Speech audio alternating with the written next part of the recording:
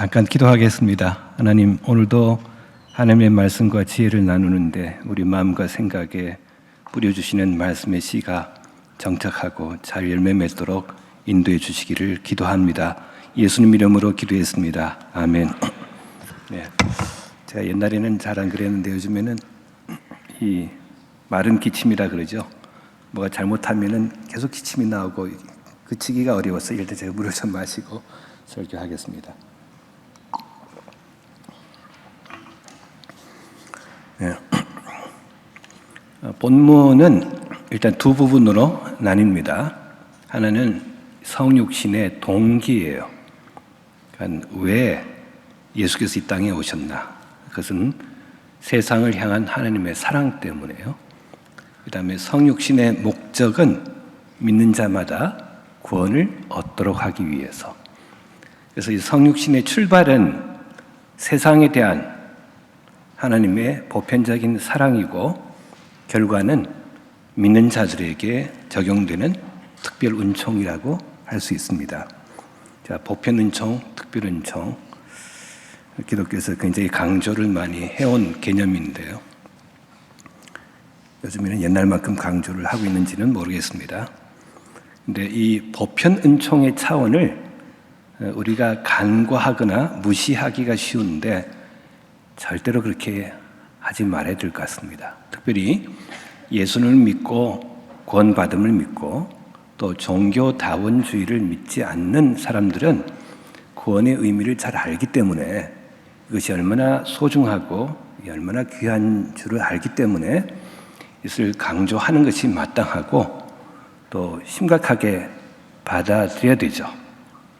그렇지만 그런 만큼 이 보편 은총을 간과하거나 별로 관심 없어 하는 경우가 있는데 이거 절대 그러지 말아야 할 것입니다. 왜냐하면 이 마태복음 5장 45절 보면은 하나님이 그 해를 악인과 선인에게만 아니고 악인에게. 그러니까 선인은 길 가다가 비를 덜 맞고 악인은 많이 맞고 그렇지가 않고 똑같이 살 수 있도록 생존할 수 있도록 그렇게 우리에게 베푸시는 사랑이 있어요. 그러니까 우리 그리스도인들은 그걸 알아야 될 것입니다. 우리로서는 구원과 그렇지 않은 것, 은혜와 그렇지 않은 것, 믿는 것과 그렇지 않은 것의 경계가 분명하고 그럴 수밖에 없기 때문에 이것이 보편 은총을 침식시켜서 믿는 사람만 이게 뭔가 은총을 받는 거지 이렇게 생각하기 쉬운데 절대 그렇지 않다고 하는 것. 또 이것은 단지 그냥 자연 현상을 통해서만 하나님께서 베푸시는 은총이 아니라 어떤 면에서는 우리 믿는 자들을 통해서도, 왜냐하면 우리는 하나님이 어떤 분인지를 드러낼 임무가 있기 때문에요. 그래서 하나님의 보편 은총이 우리를 통해서도 드러날 수 있다는 것을 알고 하나님의 성품을 우리가 많이 배우고 주님의 성품을 따라 사는 것이 정말 필요하다고 생각합니다. 여기서 제가 세 가지를 좀 생각해 보고 싶습니다. 많은 사람들이 좀 혼돈스러워하고 또 어떤 면에서는 힘들어하는 것이 있는데 하나는 성품이고 하나는 능력이고 하나는 구원입니다. 제가 한번 질문해 볼게요. 착한데 무능력한 사람이 있어요, 없어요? 네. 근데 능력이 좋은데 악한 사람이 있어요, 없어요? 에디슨 하면은 참 굉장히 많은 것을 만들었죠. 지금 그 덕을 우리가 다 보고 있는데요. 가족들은 정말 치를 떨었다고 그래요.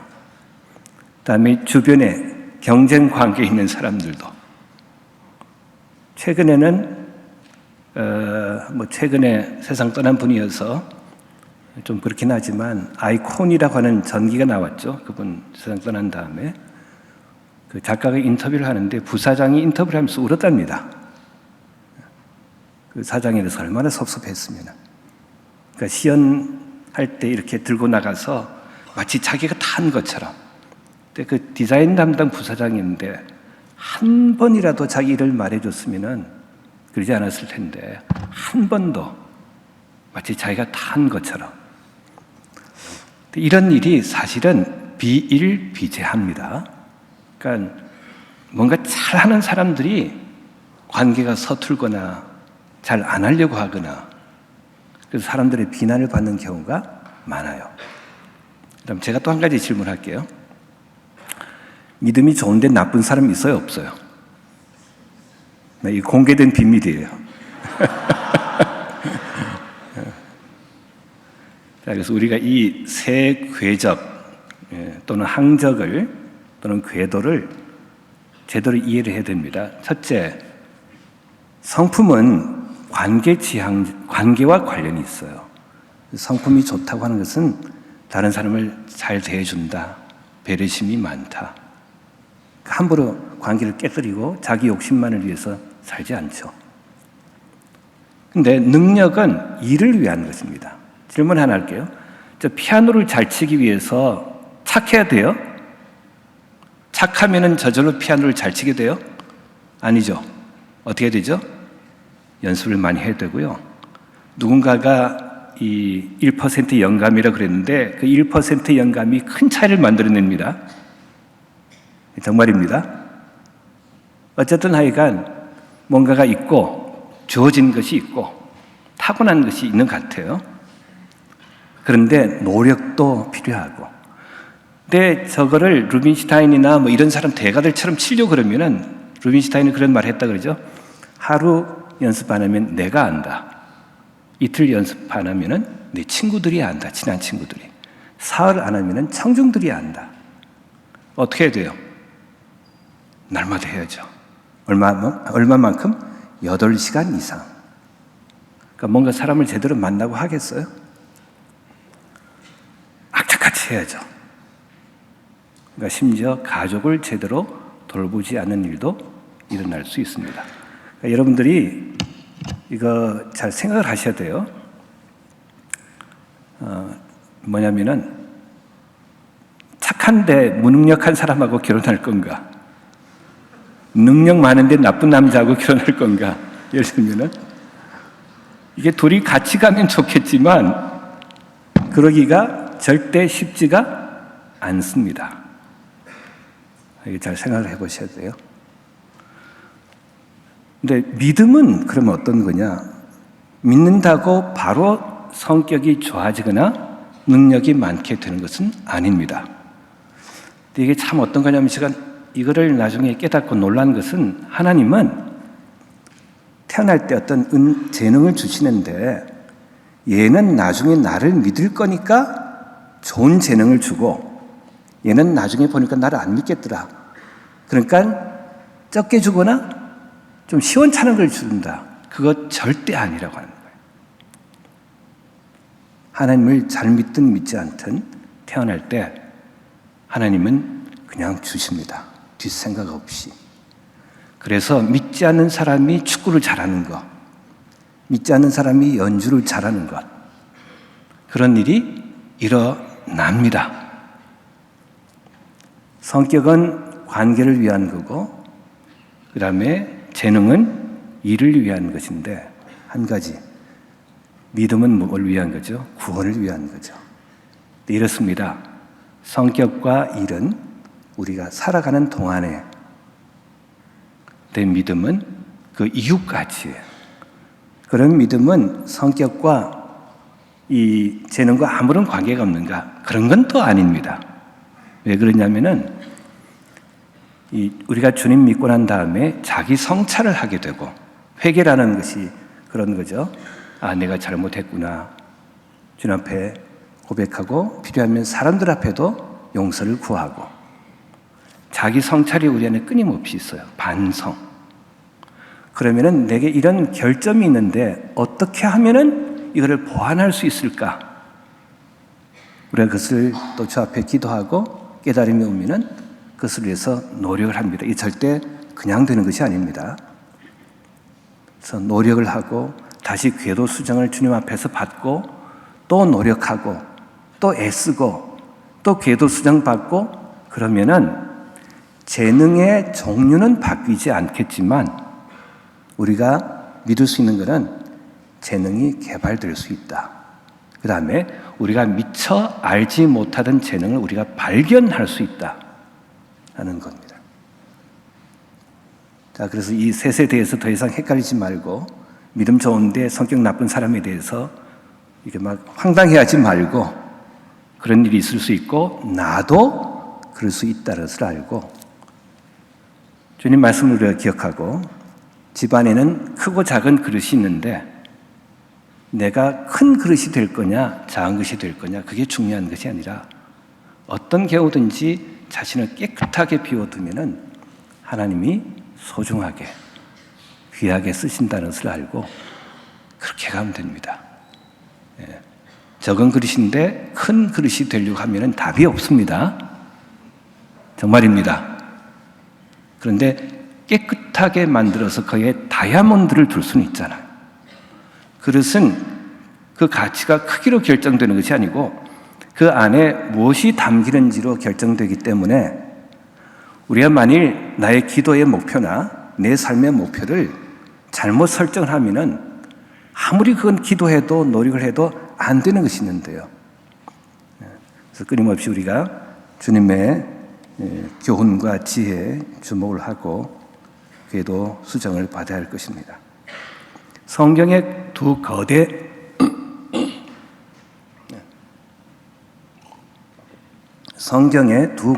서사가 있습니다. 성서학에서는 이것을 구속사, 언약사라고 부릅니다. 하나님의 사랑 이야기죠. 근데 이 하나님의 사랑 이야기 두 면이 있는데 하나가 구원이고 하나가 구원 이후에 하나님과의 그 언약 관계 속에서 살아가는 거예요. 제가 요즘 제가 돌아보니까 이번 준비하면서도 제가 장신대에서 설교할 기회만 있으면 이 언약 얘기를 하는 것 같다 이런 생각이 들었습니다. 그래서 어저께 새벽 기도를 했는데도 잠깐 언약 얘기를 했거든요. 네, 오늘은 하지 말아야 될까 하다가 아니 오늘도 해야 된다 생각해서 썼습니다. 어제보다는 조금 더 구체적으로 출애굽기를 보시면은 이 모티프라 그러죠. 뭐가 자주 나오는 표현 그런 거. 내 백성을 보내라 그들이 나를 섬길 것이다 라고 하는 것이 한 7번, 8번 정도 나옵니다. 그것처럼 출애굽기 전반부는 구체적으로 1장부터 18장까지 이집트를 탈출하는 그 다음에 탈출해서 시내산까지 행진하는 것이 서술되어 있고 후반부인 25절부터 40절까지는 성막 제작이 서술되어 있습니다. 근데 그 가운데 부분이 우리가 시내산 언약이라고 부르는 그 언약의 체결 장면이에요. 19장에 언약 체결을 제안을 하나님께서 하십니다. 나하고 언약을 맺자. 좀 신기합니다. 왜냐하면 구원받으면 자동적으로 주님과의 관계에 들어가는 거 아니었어? 그런데 여기 보니까 구원받은 다음에 나하고 언약을 맺자. 그냥 가도 좋은데 내가 일단 너희들을 구했지만 가도 좋은데 너희가 내 백성이 되고 내가 너희 하나님이 되면은 이런 일이 생길 거야.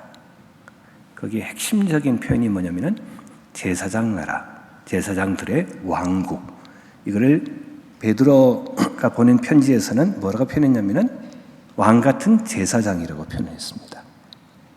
어쨌든 통치권이 있다는 것이고 주님과 다른 나라 사이에, 다른 민족 사이에 가교 역할을 한다고 하는 것인데 이 땅에서 주님의 하실 일을 대신 수행을 하고 또 하나님 백성이 아닌 사람과 하나님 사이에 가교 역할을 하는 그런 지위에 대한 말씀을 하시고 그 다음에 20장부터 23장까지 우리가 계명과 율법이라고 부르는 그 부분인데 그게 언약서예요.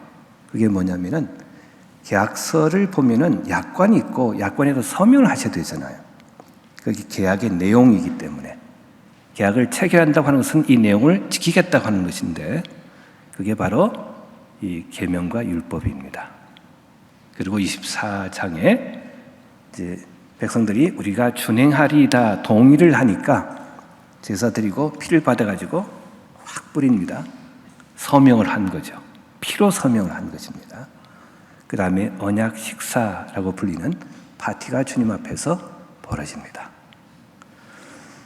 자, 그 다음에 이제 하나님 앞에 제사하는 자리인 성막 제작에 대한 것이 나오고 그게 끝까지 이어지고 그 다음에 완성된 다음에 이제 구름 기둥이 떠오르고 그 다음에 이제 출발합니다. 간단하게 말씀드리면은 계명은 언약의 내용이고 제사는 언약의 회복과 유지라고 할 수 있습니다. 오늘 예배에서는 이게 어떻게 이제 적용이 되냐면은 제사는 성찬식으로 주님이 완성시키신 제사를 기억하는 성찬식으로 또는 죄의 고백과 사죄의 선언으로 우리나라에서는 이게 다 하진 않지만 계명은 설교로 그다음에 이제 구약의 솔로몬 성전에 있었던 예배 음악은 지금 우리 예배 음악 하고 있죠. 이런 식으로 오늘 예배까지 전해 내려오고 있습니다. 그런데 이 복음서를 잘 읽어보시면은 이 언약과 계명이라고 하는 표현이 최후의 만찬 그 어간에 나오는데 특별히 누가복음 22장 20절에 내 피로 세운 새 언약이라는 표현이 나옵니다. 마태복음과 마가복음은 그냥 언약이라고 했고 근데 누가복음에는 새 언약 이것은 예레미야서 31장 31절에 나온 것을 받은 거죠. 마지막 때 새 언약을 세울 거다. 옛 언약은 깨어졌다. 그러나 영원히 깨어지지 않을 새 언약이 세워질 날이 올 거다. 그 약속대로 예수께서 언약을 세우셨고 성찬 제정사도 그것을 받아가지고 이 고린도전서 11장 25절에 내 피로 세운 새 언약이라는 표현이 그대로 유지가 됩니다. 이렇습니다. 예수께서는 최후의 만찬을 마련하시고 베푸셨는데 이게 언약 식사입니다.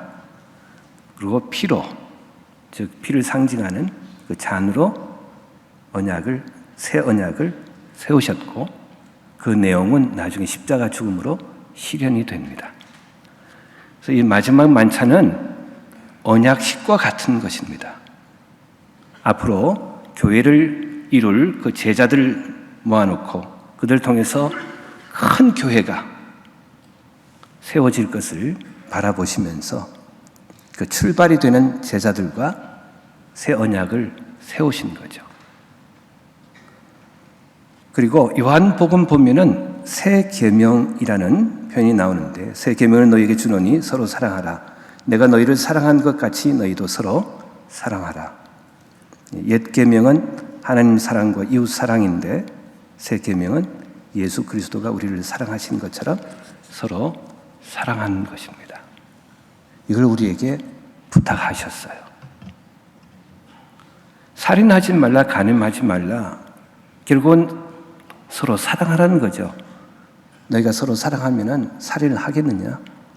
너희가 사랑한다면 남의 남자 여자를 넘보겠느냐? 너희가 사랑한다면 악플을 달겠느냐? 너희가 사랑한다면 남의 것을 훔치겠느냐? 남의 권리를 부당하게 빼앗고 탈취하겠느냐? 그런 뜻이 되겠습니다. 그래서 이 십자가 지기 전에 요한복음 17장 보면은 대제사장적 중재 기도라고 불릴 수 있는 기도가 나오죠. 근데 그 내용이 무엇입니까? 핵심적인 한 구절을 뽑는다면은 21절 아버지여 아버지께서 내 안에 내가 아버지 안에 있는 것 같이 그들도 다 하나가 되어 우리 안에 있게 하사 세상으로 아버지께서 나를 보내신 것을 믿게 하옵소서. 우리가 주님을 증거하는 몇 가지 방법이 있습니다. 기본적으로는 말로죠. 그렇죠? 복음의 내용을 설명하고 전해서. 근데 그것과 함께 중요한 것이 있는데요. 교회가 그리스도인들이 서로 사랑하며 살아가는 것입니다. 여기 보니까 이게 제자의 표지라는 뜻인 것 같습니다.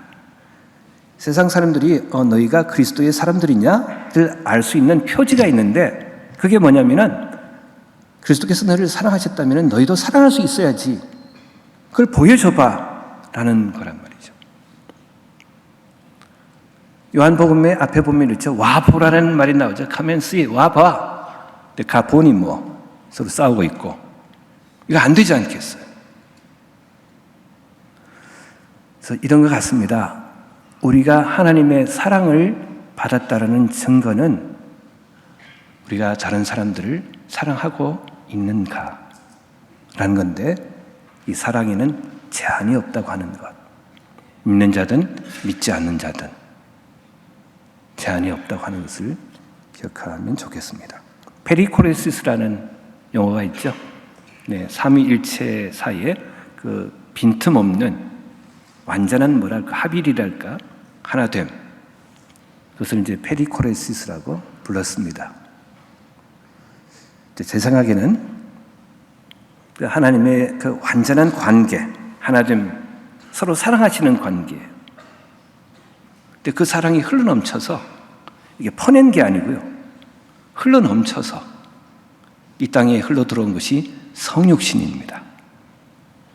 그리고 이 기도를 보면은 예수께서 뭘 원하시냐면은 내가 이 땅에 와서 그 넘치는 사랑을 보여주고 너희들에게 나눠줬으니 너희들이 서로 사랑하면은 이 사랑이 넘칠 거다. 어디로요? 세상을 향해서. 그러면은 그 사랑의 맛을 본 사람들이 너희들이 속해 있는 공동체 안으로 들어오고 결국은 삼위일체 하나됨 안으로 다 들어와서 하나님과 하나됨이 이루어질 거다. 그런 말씀을 하신 것 같습니다. 네. 우리가 지금 이 공부를 왜 하죠? 앞으로 나가서 이런저런 일을 왜 하죠? 네. 궁극적인 이유가 있어요. 모든 우리의 삶의 동기는 하나님의 사랑이어야 한다. 근데 하나님의 사랑이 하나님을 사랑하는 것으로 끝나는 것이 아니라 하나님의 사랑을 받았으니 사람들을 사랑하자. 그러면 사람들을 사랑하는 방법은 무엇인가? 구체적으로 10계명에서는 살인하지 말라, 간음하지 말라